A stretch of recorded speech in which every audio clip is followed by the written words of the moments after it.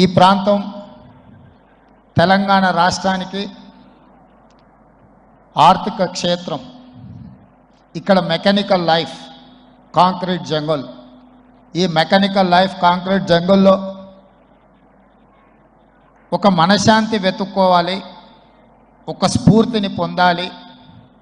ఆ స్ఫూర్తి తమ భవిష్యత్తుకు ఉపయోగపడాలని ఆలోచన చేస్తే ఈ మందిరానికి వస్తే తప్పకుండా ఆ స్ఫూర్తి ప్రాంతంలో ఉండే లక్షలాది మందికి, రాష్ట్రంలో ఇతర రాష్ట్రాల నుంచి వచ్చే వాళ్లకు దక్కుతుంది అని చెప్పి నేను సంపూర్ణంగా విశ్వసిస్తున్నా. ఈరోజు ఈ కార్యక్రమం ఇది ఏ ఒక్క వ్యక్తి కోసమో, ఒక్క తరం కోసమో చేస్తున్న కార్యక్రమం కాదు. సమాజంలో ఉన్న చాలామందికి ఒక స్ఫూర్తినిచ్చే విధంగా 430 అడుగులలో ఈ దేశంలోనే అత్యధిక ఎత్తులో ఉండే అతి కొద్ది నిర్మాణాలలో ఈ మందిర కార్యక్రమం ఉండడం, అది తెలంగాణ రాష్ట్రంలో ఉండడం, ఇది తెలంగాణ రాష్ట్రానికే గర్వకారణం అని చెప్పి నేను ఈ సందర్భంగా తెలియజేయదలుచుకున్నాను. ఇంత గొప్ప కార్యక్రమం ప్రభుత్వం చేపట్టినా అంత సులువుగా అయ్యే పని కాదు.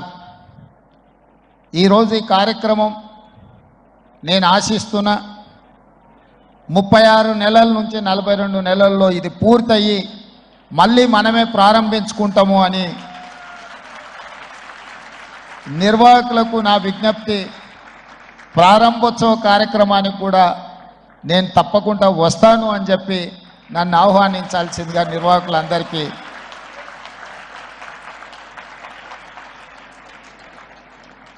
ఎందుకంటే ఇంత గొప్ప అవకాశం, అరుదైన అవకాశం కొద్ది మందికే దక్కుతుంది. ఈ అవకాశం చరిత్రలో నిలుస్తుంది. ఇలాంటి అరుదైన అవకాశాన్ని వదులుకోకుండా ముందుకు వెళ్ళాలనేది నా ఆలోచన. వాస్తవంగా 23 తారీఖు రోజు ఉండే కార్యక్రమం అనుకోని పరిస్థితుల్లో నేను ఢిల్లీ వెళ్ళాల్సి వచ్చింది. అయినా 25 తారీఖు రోజు మళ్ళీ నేనే ఈ కార్యక్రమానికి వచ్చే అదృష్టం కలిగింది అంటే ఇది నేను హాజరవ్వాలి అని ఆ దేవుడి సందేశం, ఆదేశం అని నేను భావిస్తున్నా. అదేవిధంగా మిత్రులు శ్రీధర్ బాబు గారు ఒక అంశాన్ని ప్రస్తావించారు. హైదరాబాద్ నగరం చుట్టూతో ఉన్న ఈ లేక్ ప్రొటెక్షన్, ఈ చెరువుల యొక్క సంరక్షణ, ఈ చెరువులు మన జీవనాధారం, మన సంస్కృతి.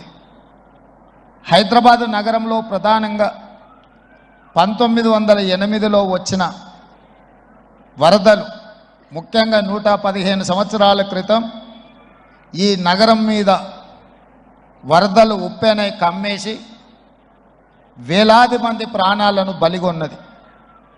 ఆనాటి పాలకుడు నిజాం సర్కార్ చెల్లించిపోయి వేలాది మంది ప్రాణాలు కోల్పోవడానికి కారణమైన ఈ వరదల్ని నియంత్రించాలి అని అంటే ఏమి చేయాలి అని ప్రపంచంలో ఉండే గొప్ప వ్యక్తులందరినీ సంప్రదించి మోక్షగుండం విశ్వేశ్వరయ్య గారిని, ప్రపంచానికే ఒక ఆర్కిటెక్ట్ అయిన మోక్షగుండం విశ్వేశ్వరయ్య గారిని నియమించడం జరిగింది.